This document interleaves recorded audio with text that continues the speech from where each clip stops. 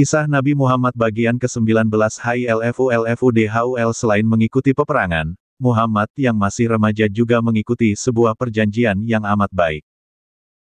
Perjanjian itu kelak dikenal dengan nama Hilful Fudul. Perjanjian ini bertujuan untuk melindungi hak-hak para pedagang asing yang sering kali terzalimi. Pencetus perjanjian ini adalah protes seorang pedagang asing dari Yaman. Saat itu, Ash bin Wail, seorang saudagar Mekah, tidak mau membayar utang kepada si pedagang. Pedagang itu lalu menggubah syair dan membacakannya di depan umum. Syair ini amat menggugah perasaan para pemuka Quraisy.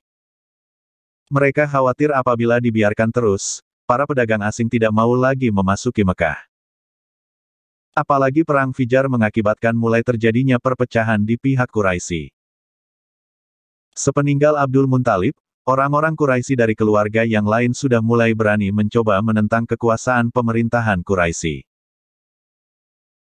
Maka dari itu, atas usulan Zubair bin Abdul Muthalib, seorang paman Muhammad, orang-orang Quraisy dari keluarga Hashim, Zuhra, Taim berkumpul. Mereka bersepakat dan berjanji atas nama Tuhan Maha Pembalas bahwa Tuhan akan berada di pihak yang terzalimi, sampai orang itu tertolong. Pertemuan ini sendiri berlangsung di rumah Abdullah bin Jutan at-Taimi yang megah. Perjanjian Hilful Fudul ini menjamin perlindungan terhadap hak-hak orang lemah. Muhammad ikut menyaksikan perjanjian dan amat menyukainya. Di kemudian hari, setelah diutus menjadi seorang Rasulullah, Muhammad bersabda, garis bawah aku tidak suka mengganti perjanjian yang kuhadiri di rumah Ibn Jutan itu dengan jenis unta yang baik. Kalau sekarang aku diajak, pasti akan kutolak garis bawah, gelombang besarnya diat adalah pembayaran ganti rugi. Untuk kematian, wajah cacat total ganti ruginya sebanyak 100 ekor unta. Satu kaki, tangan, mata jadi buta diganti dengan 50 ekor unta. Jika wajah cacat total, nilai gantinya 100 unta. Luka sampai menembus otak, 33 ekor unta. Cacat kelopak mata, 25 ekor unta. Satu jari hilang, tulang retak, 15 ekor unta.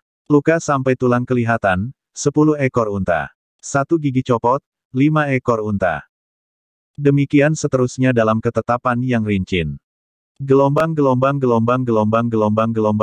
menggembalakan kambing. Muhammad melewati masa remajanya dengan menggembalakan kambing. Beliau pernah berkata kepada para sahabatnya, Musa diutus, dia menggembala kambing. Daud diutus, dia menggembala kambing. Aku diutus juga menggembala kambing keluargaku di Asyad. Sambil menggembala, pikiran Muhammad menerawang, siapa yang menciptakan bintang-bintang yang begitu kemilau? Siapa yang membuat udara untuk kuhirup? Siapa yang membuat jantungku berdetak? Siapa yang membuat matahari mengejar bulan dan bulan mengejar matahari? Ribuan pertanyaan seperti itu membuat Muhammad selalu sibuk berpikir.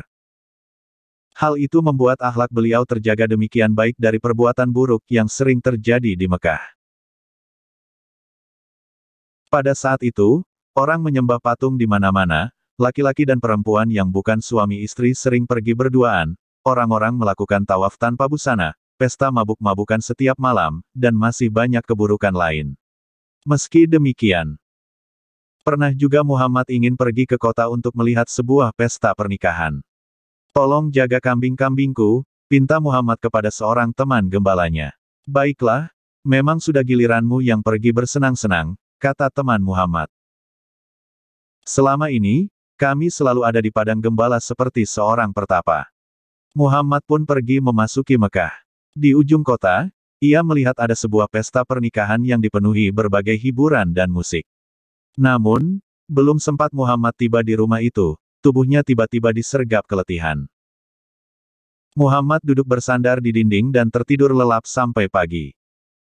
Ia tidak sempat melihat tontonan di pesta sedikit pun. Esok harinya, Muhammad datang lagi ke Mekah dengan maksud yang sama.